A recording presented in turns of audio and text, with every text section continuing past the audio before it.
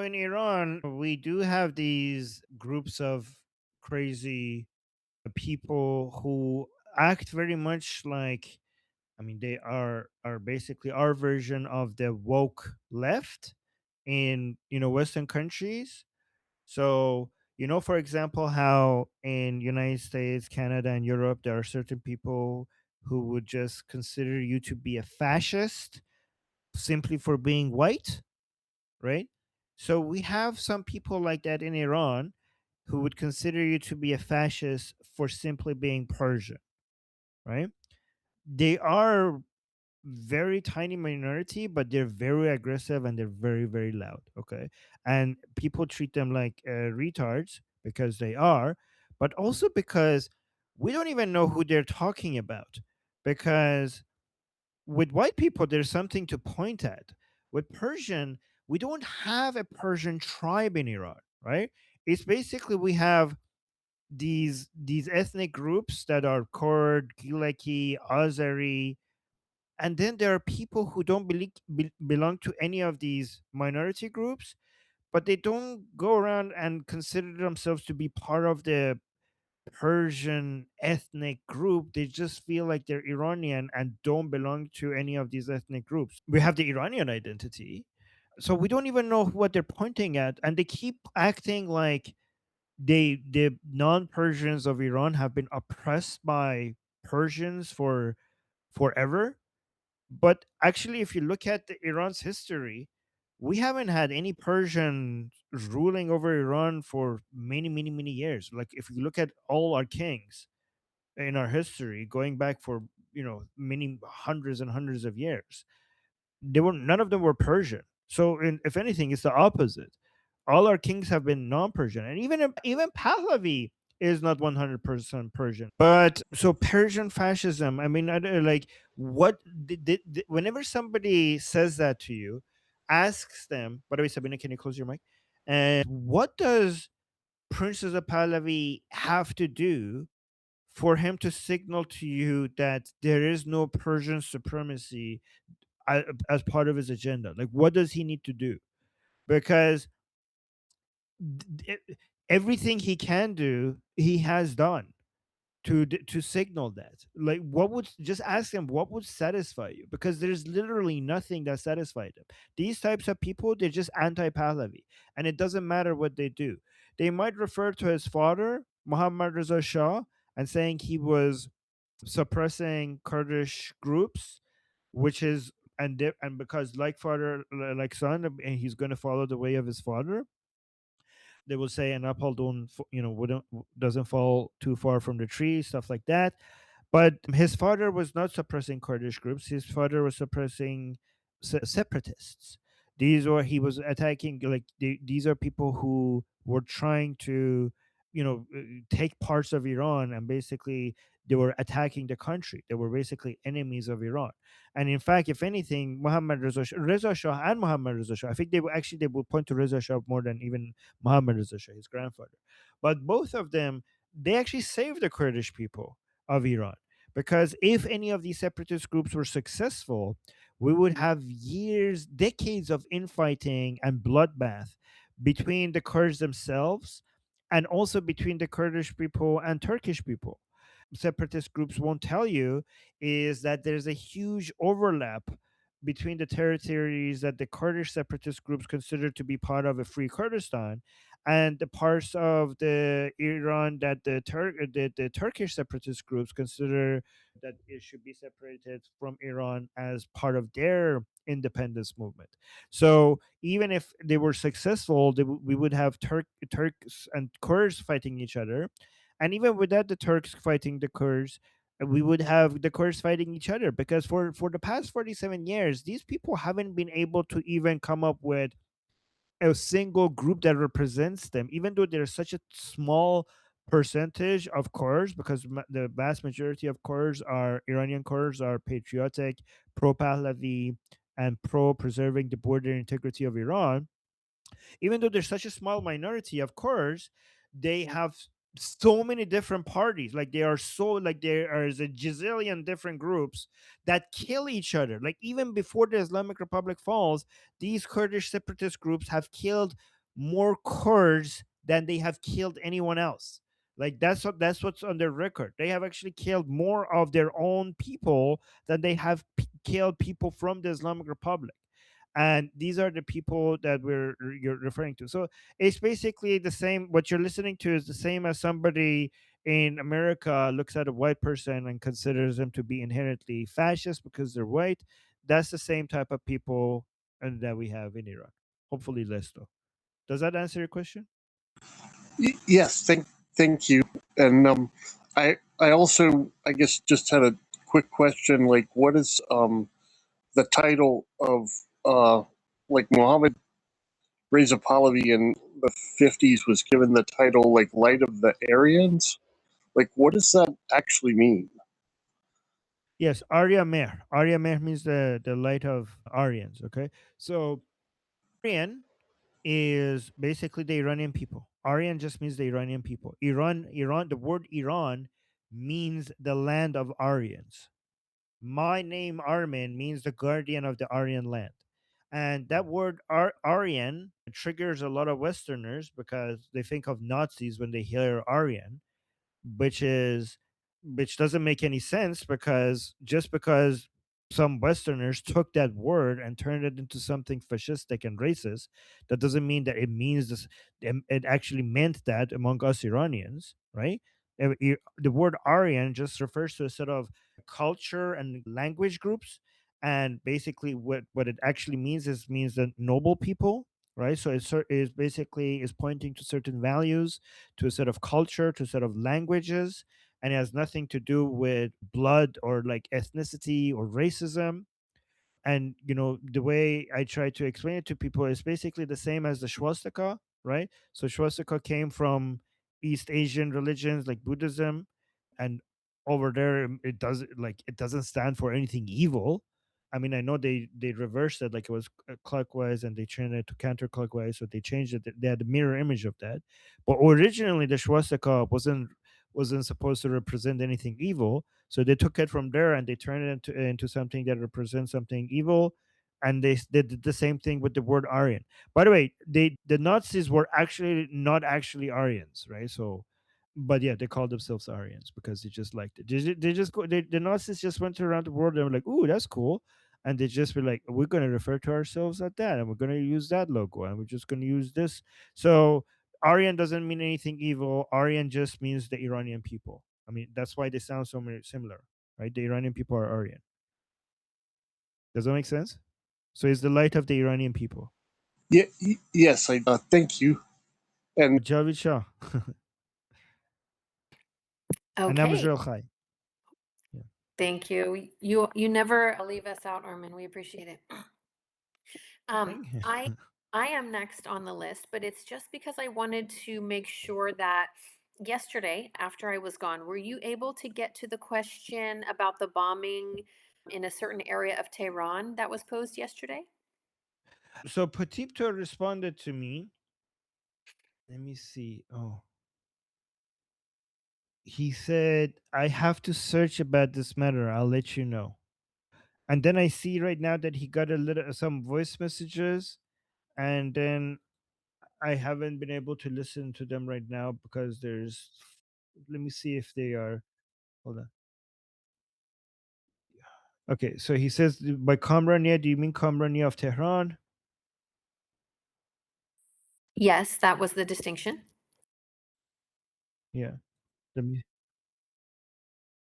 So he's saying, as far as I know, nothing very specific has happened in Kamrania. Okay, very good So then. I by just he's saying nothing specific. He's saying nothing. So he said nothing specific with regards to something happening to a family or a house, like a civilian casualties. He thinks nothing has happened. So that's what Patip was saying. Okay, that's very good news. I'll Okay. make sure that it gets where it needs to be. Next, we have Okay. Susanna. Yay. Hello. Well, first of all, I just want to chit chat with you because we don't get to hang out behind the scenes anymore. I have been consuming so much content in Persian that I have started learning Persian by pure osmosis. I swear to God.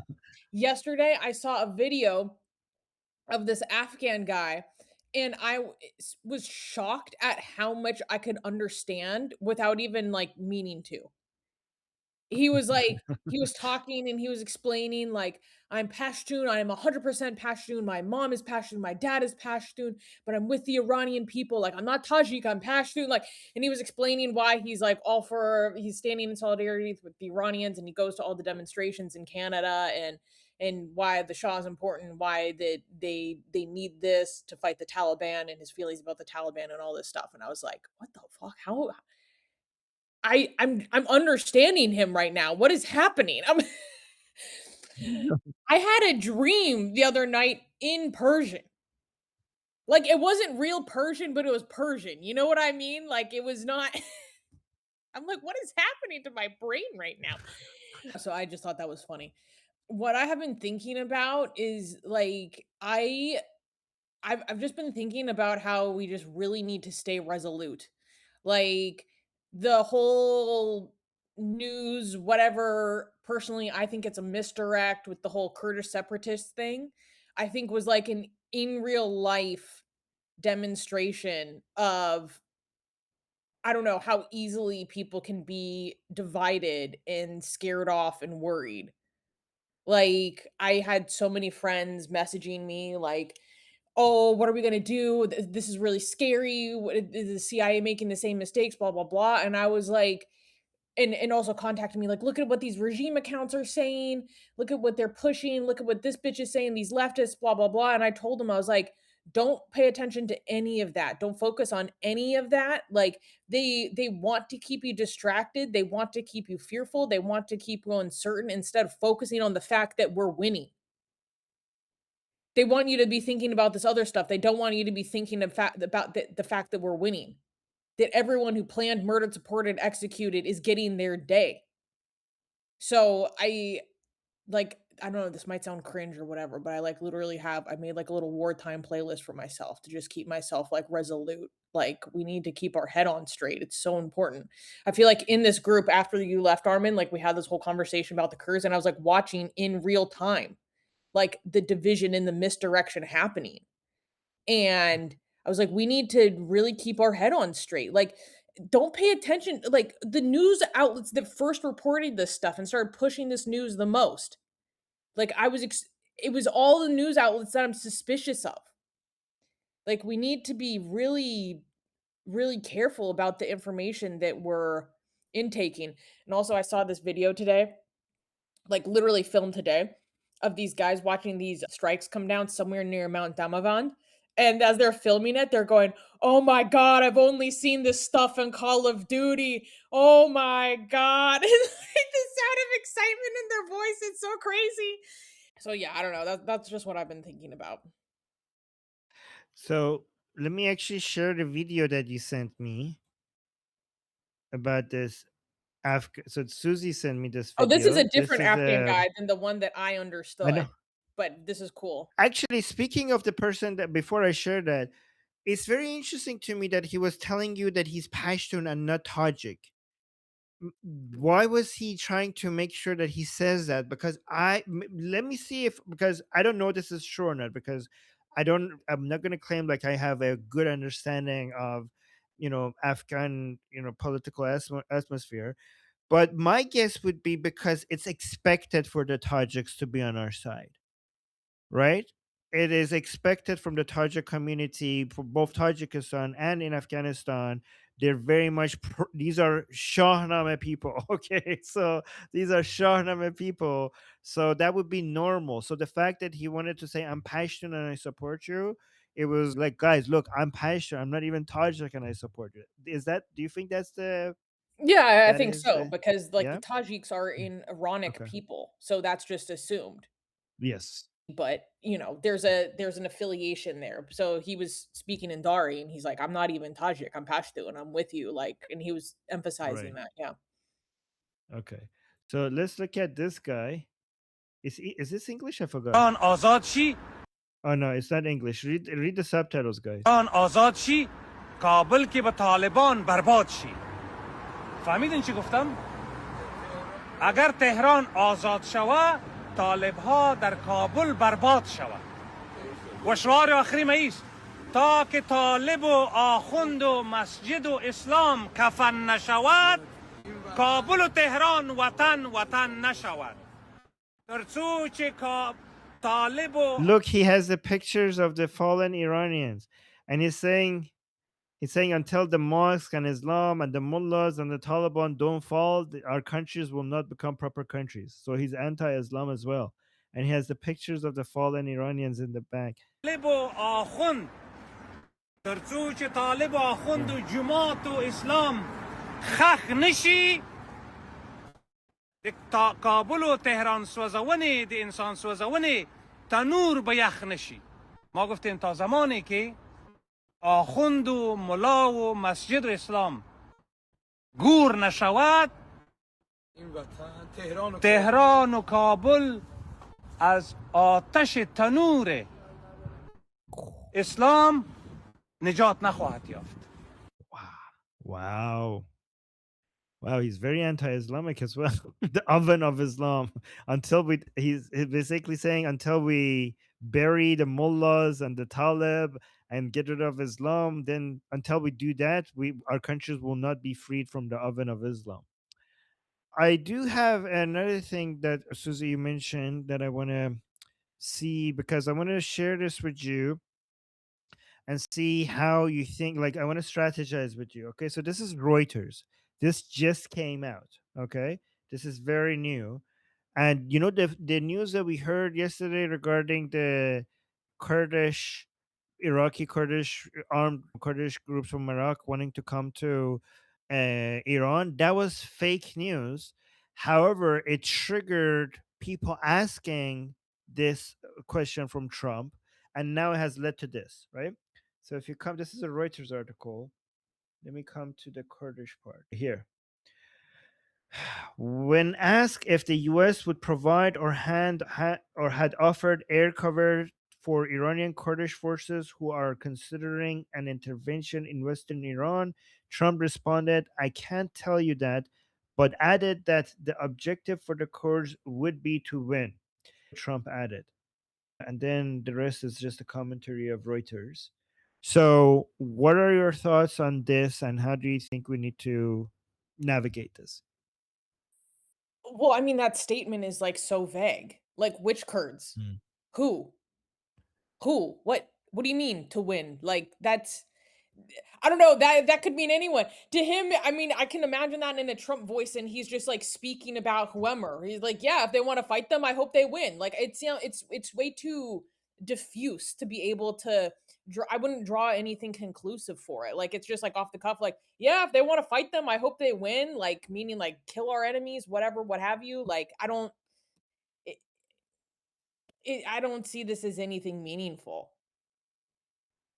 Yeah, and the way I like, let me know if this is helpful. The way I like to frame it is, guys, stop being triggered, okay? If you are like, are you just being triggered because certain people are being talked about favorably? Even if that happens, at the end of the day, you have to be focusing on, you have to be goal oriented, right? Rather than being triggered by certain things that you hear that you like or you don't like, right? You have to focus on the consequences of your actions. And are you just trying to virtue signal to yourself and others that I really care about Iran's border integrity? Or do you actually care about Iran's border integrity? Because if you actually care about Iran's border integrity, because this was very vague, but even imagine if they do take it. At the end of the day, if you genuinely care about Iran's borders, then the sooner we free Iran, the sooner we could unite to protect Iran's borders. None of this would matter if once the Islamic Republic is toppled, the Iranian people would be united, the force that the Iranian people are is significantly higher compared to any of these separatist groups.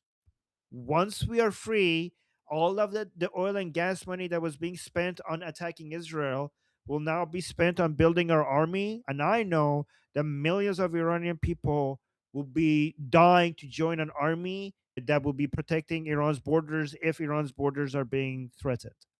So just and I say the greatest threat to Iran's borders are not these separatist groups.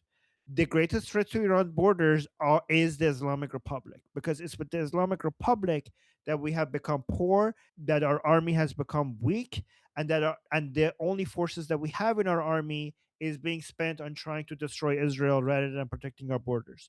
So just get us to the finish line as fast as possible so that we could focus all of this energy later on defending our borders. That's what you should be focusing on. Let me know if that's helpful in your opinion. Yeah, I just think we can't get distracted. We have to stay resolute, have to stay certain, and focused on the fact that we're winning above anything else. Exactly. Okay, good.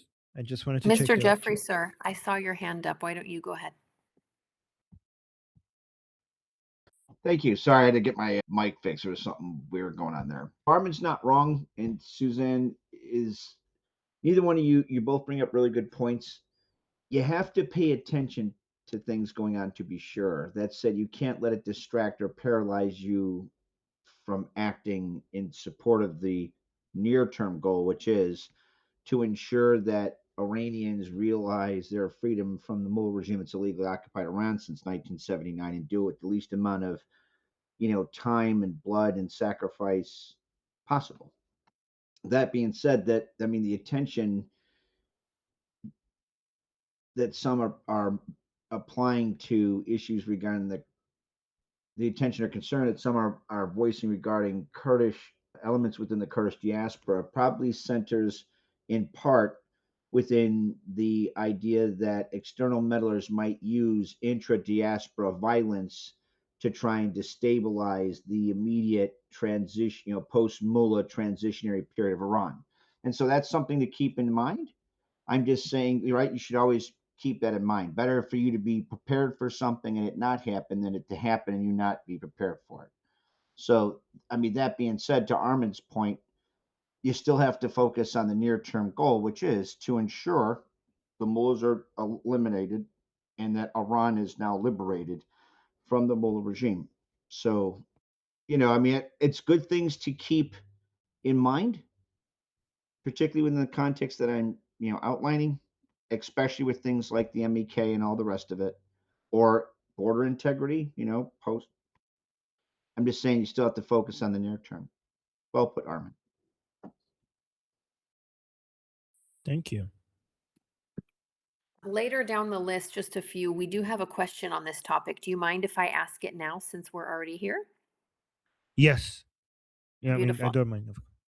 The question is, I have heard that Kurdish Iraqis are being deployed by America to essentially be our boots on the ground. There are reports that the IRGC police stations are being taken out by Kurdish Iraqis. Also to note, I don't believe that they are separatists. Okay, first of all, that's fake news. That is fake news. It has been. Okay, let me. And also, why don't you believe that they're separatists? What do you mean they're not separatists? They're separatists. What you believe, it doesn't really matter if they are separatists. Like, do you want to actually provide a reason for why you think that? Like, making a claim without an argument really doesn't add anything. That's a claim. Like, it's like saying, like, I believe that pigs could fly. Like, okay, well, that's an amazing, that good for you, I guess. Like, okay, like, what does that do? Let me actually see, because I was contacted by a journalist saying that this was a good news, Armin. Well, here, let me see. he's saying good news. Americans are sending the Kurds to attack the Islamic Republic. And I mentioned that to that reporter that first of all, this would not be good news. What are you talking about? These are separatists. That's not something we support. And also, this was fake news. White House denies report Trump discussed Kurdish forces entering Iran. So this was fake news. And even they themselves said that that's not happening right after. So this is Aziz Ahmad. So as you can see, he's the deputy chief of staff to Prime Minister Barzani, basically the prime minister of the Kurdish region of Iraq. So this Fox News reporter saying thousands of Iraqi Kurds have launched a ground offensive in Iran. U.S. official tells Fox, and the deputy chief of staff to the Prime Minister Barzani from the region of Kurdistan saying that a single Iraqi Kurd has crossed the border. This is patently false. And actually, I'm now saying that she also got a community note. So look at this. This is being denied by the government of Iraqi Kurdistan. See here the post by Deputy Chief. Yeah, okay. So basically the same thing that I mentioned to you above. But regarding them not being separatist groups, they have said that they are. So I don't know where you're getting this information from. They don't hide that. These are people who literally go around with the pin on their coats that has the entire Kurdistan region as one country, which is basically areas of 4 countries: the Iraq, Syria, Turkey, and Iran. And they have that Free Kurdistan pin on their chest while they go to official diplomatic meetings. So I don't know how you could say that there's not only they're separatists against 4 countries. So yeah. Okay, thanks for clarifying that, because I know there's been a lot of questions about the, Wait, who is. sorry if it was. I wasn't mean to was that some of the people that is a regular member here, because I didn't want to attack anybody. One of my friends here. Sorry, I didn't want to be meant to be offending anybody. Who said that? It was Shauna, and so Oh, sorry, have a- Shana. Love you, Shana. Just we like I told you guys how not to get triggered over this, but we Iranians get really triggered over this. So I just got triggered over this. Okay, so I basically violated my own advice. Iran's borders are basically, if there's one thing sacred among us Iranians, it's the borders of Iran. So I just got triggered. That's why I responded like that. Sorry. But she yeah. said in chat that she's just behind on news and she is not offended.